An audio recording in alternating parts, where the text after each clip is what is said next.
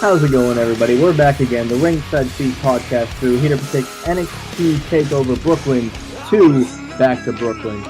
As always, I'm your host, Dreamcast Phil. I'm Jake Ryan is Epic. And I'm me, Just Billy. We're back at you a month later, here with our new reigning champion.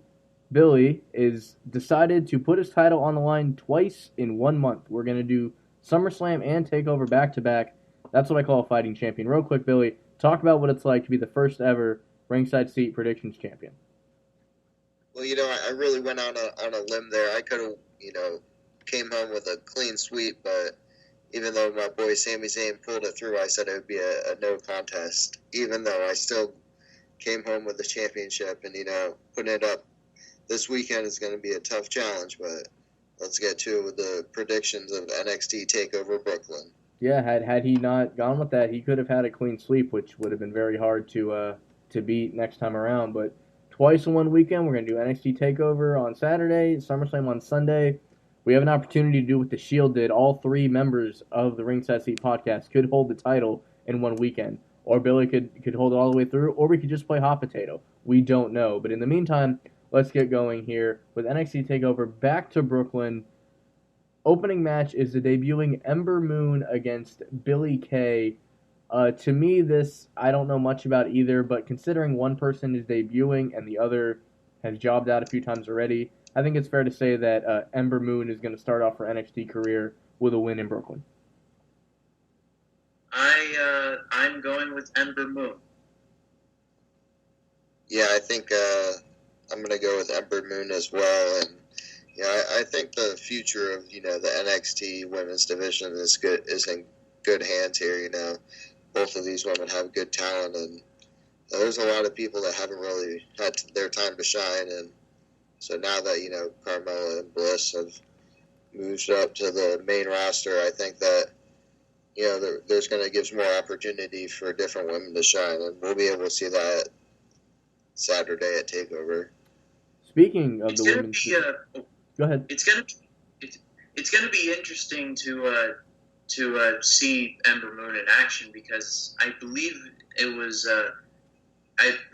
one of you who told me her finish is like a diving RKO or stunner or something like that, which is something I really want to see. It's interesting to see if she actually gets to pull off that move in NXT. But speaking of the women's division, the next match on this list is for all the marbles in the women's division. Asuka puts her title on the line against the former champion Bayley. This seems pretty academic to me that Asuka is going to continue her dominance, and it might even lead to Bayley fully moving to the main roster. So I got Asuka winning this one, and what's probably Bayley's swan song in what will be a great match. I don't normally say the popular phrases like it's something is lit and someone is my bae, but Asuka is my bae. I'm going with her.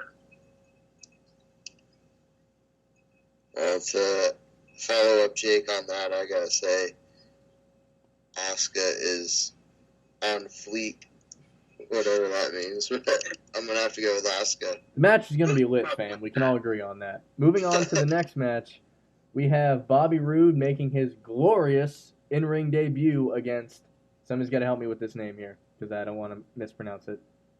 Andrade Cien Almas. He's facing that guy, and I think it's safe to say that Bobby Roode is going to have a glorious victory in Brooklyn. I would be really hard-pressed to find him losing this match. It's pretty safe to say that in Brooklyn, it pays to be rude. I'm taking Bobby Roode on this one. That's for sure. Bobby Roode will be victorious when it comes to Andrade Almas this Saturday at Takeover. So far we're all agreeing with everybody. Let's see how this is going to go down. The next match, and this is probably where it goes off the rails for me. We have the NXT Championship match with the Revival, Johnny Gargano and Tommaso Ciampa, trying to unseat the first ever two-time NXT Tag Team Champions. And I'm not even sure that both of these guys are full-time contracted wrestlers with WWE yet, but I've watched so much of the Cruiserweight Classic, and I'm loving it so much. If people that haven't gotten a chance to watch it, There's times where if I only had a free hour, I watched that over NXT, and I've become such a good fan of these guys, especially the match they had against each other, which is easily a match of the year candidate. I don't know where the contract situation lies, but I'm going to go with Gargano and Ciampa becoming NXT Tag Team Champions. I am going also with Johnny Gargano and Tommaso Ciampa. I guess this will stir up the water here. I'm going to say the Revival are going to be the champs and retain their titles when it comes to Johnny Gargano and Tommaso Ciampa, but maybe this could be a series of matches. We'll see. If it turns out to be a series, that is something I would love to see. Yeah, no, I think win, lose, or draw for either team. This is a series of matches that we will see. That's picks like that is what made Billy the champ in the first place. So we're going to see if that pays off here as he strays from the pack. The next match, we have the greatest man who ever lived, Austin Aries, against No Way Jose. Him and his white pants will try and bring it to Austin Aries. A lot of people like No Way Jose. I don't not like him, but I don't see him beating somebody on the level of Austin Aries. Not yet. Brooklyn's going to be a smarter crowd. I think he's easily going to get booed in this match just because people like Aries so much. I think it's very hard to go against Austin Aries in this match. I agree with you, Phil. I'm picking Austin Aries, but I'm picking him for sort of a different reason. I've been watching. I haven't watched all the episodes of NXT leading up to this, but the ones I have seen, No Way Jose doesn't exactly get booed on a Roman Reigns level where he's supposed to be a face, but everybody just hates him. And I personally don't hate him myself, but I think No Way Jose's reactions are almost falls between slim and none. When Austin Aries, he either gets cheered or booed wherever he is right now. So just based on reactions alone, I'm going with Austin Aries. I'm going to stray a little farther from the pack here and go with Mr. No Way Jose on this one. I think he's going to come out with the win just for a big push for him, and we'll see where he goes from here.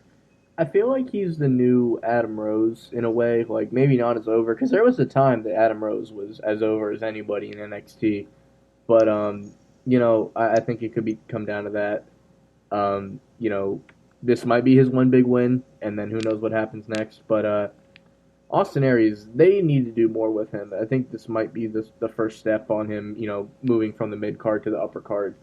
But we will find out on Saturday, and that leads us to the main event. We have the dream match of Shinsuke Nakamura against Samoa Joe for the NXT Championship. This is going to be great. I don't think we've ever seen a match as stiff as this is going to be in a WWE-sponsored ring. I'm very excited for this. I am going to go with Nakamura simply because I think it's around the time that Joe needs to move up. I think you need to take a dump or get off the pot with him at this point, and he needs to, be ready for bigger and better things. He could be one of those guys that goes to SmackDown because, as we talked about before the broadcast, they're a little lacking in the talent department overall. Some of the guys are good, but they need more of them. I think Joe could find his way on SmackDown before the year's end, and step one of that is dropping the title to Nakamura. I agree with you, Phil. I've got to go with my boy Nakamura. Nakamura will hold the title one day, but it's not going to be Brooklyn, too. It's going to be Samoa Joe keeping his reigning, defending championship title reign for this will continue, so it's not going to be Shinsuke this soon. Well, when you break down these picks, it looks like Billy is either going to retain the title or me and Jake are going to run into SummerSlam neck and neck. We got about 5 minutes left on this broadcast, so I'm just going to throw a topic at you guys now since we have the time to talk about it. All these recent suspensions in WWE, we are going to get to it in the SummerSlam card, how it slightly affects one match. Where do you think this leads to? Like, are they too strict? Are they not strict enough? Is it kind of curious that of all the people suspended, Brock Lesnar wasn't one of them? What do you guys think about these policies right now and how they're carrying out the suspensions? Billy, do you want to go first, or shall I? You got it. Okay, so WWE is a publicly trading company. They have the networks to answer to, and they just have a lot of people that they have to answer to. So when wrestlers get caught doing some, let's just say, less than legitimate substances, they can't just let it be water under the bridge. There has to be some sort of a punishment. From what I understand, that it's a 3-strike rule. If you get caught once, it's 30 days, twice it's 60 days, and 3 times, well, you're out. So I think with the people that got suspended, with Eva Marie, Paige, and Alberto Del Rio, it's very sad to say, but Eva Marie might be the only one of the trio that was actually really doing something relevant. But that's another topic for another time. I think that the policy right now is fine the way it is.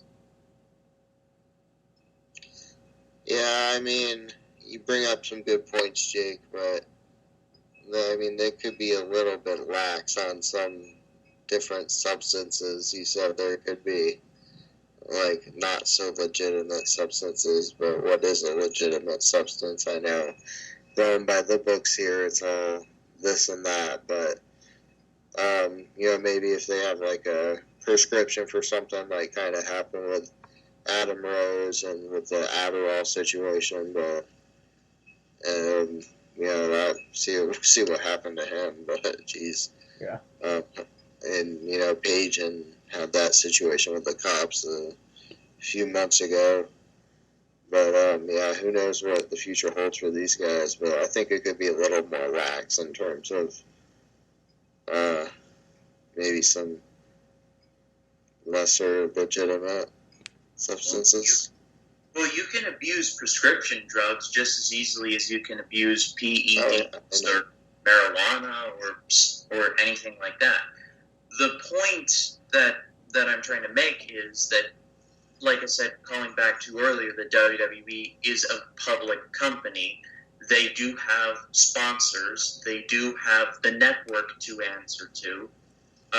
They have shareholders to answer to. And it doesn't exactly look good on a company when they're just letting people who are actually caught with drugs, they just let them go. It just doesn't look good. And it doesn't matter if it's you caught with a bottle of Tylenol or a pound of Heisenberg's blue meth. It's still drugs, and it's still pretty bad. I mean, I can see both points about like we only got a minute left here or so, but like it does seem like regardless. But it's not bad if you're Brock Lesnar. That's the issue. He's a part-timer. But if you're a part-timer, you still gotta you still gotta obey by the laws. If I have a part-time job, I have to obey the rules of the job that employs me part-time. But he's Brock Lesnar. He's bulletproof. He could literally kill someone, and Vince would be like, I wonder if we could get him in the main event of WrestleMania. He is untouchable. He is bulletproof. Put in any adjective you want. He can do whatever he wants. He can say whatever he wants, as evident by he doesn't give an SHIT about Heath Slater's imaginary kids. So it's different with Brock. It just is. And the proof of that is that he's in basically the main event of SummerSlam, with someone who's back from an injury. That's all the time we have. We'll see you in a little while for the SummerSlam predictions. We're the Ringside Podcast crew, and we'll see you next time.